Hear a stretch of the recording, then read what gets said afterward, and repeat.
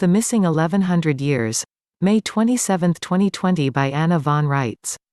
I got a very angry letter from a Catholic former nun about 6 months ago, berating me and asking me how I could be so idiotically stupid as to issue a payment bond to the Holy See with what appears to be a maturity date 1,000 years from now. She didn't understand, but the scribes and blasphemers do. You see, the difficulty is, that we spend most of our lives facing backwards and trying to move forward. The moment that something becomes the object of our attention, it is already in the past.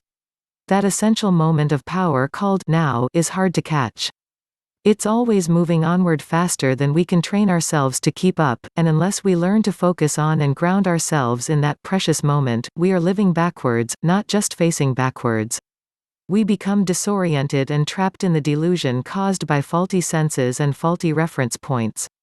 So now imagine what happens when the men in charge of keeping the calendar, which in itself is a foreign invention used to calculate debt, decide to arbitrarily delete 1100 years worth of mankind's existence? All the history, the threads of many ancient cultures, and vast amounts of knowledge are burned, bartered, and given away. All sorts of tricks are employed, even black magic, to erase and hide those missing 1,100 years. That adjustment to the calendar and a lot of other creative reshaping of the narrative is what the leaders of the Roman Catholic Church did during the Council of Nicaea and afterward at other councils, like the Council of Trent. They waved their hands and flicked their pens and wiped out over a millennium, and that was just for starters. So, everyone assumes that the world is younger than it is, and as for debts being due, such a ruse, if successful, gives you 1,100 years of extra usury that you never have to account for.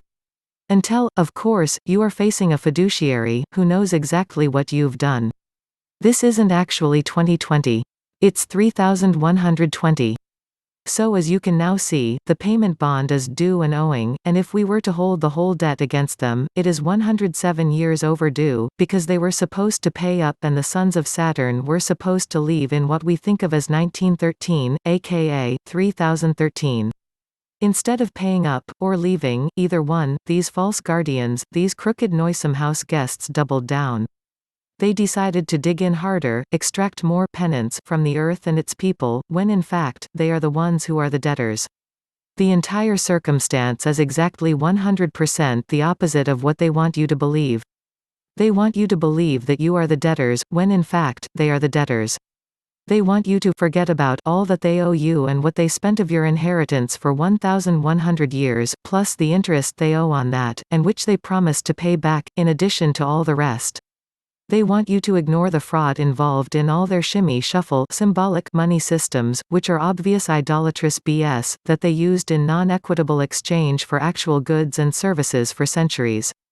And at the end of the day they want to find some specious excuse to kill off most of their creditors, enslave the rest, and steal their creditors' assets for their own? Really? Yes, really. Welcome to the diabolical world of the father of all lies. Even though the entire situation and all of what is coming to them is all their own fault, the evil-doers among us are very angry, stomping their little feet and waving their little hammers, blaming everyone but themselves. It won't do them any good. The payment bond is due and owing. In fact, it's overdue. Is there any doubt that your father will settle this for you? Will the curse of Lamech not overtake them? Be patient yet a little while longer, while everything is prepared. Turn your thoughts to Jerusalem and the mighty city gates, all opening up, at last.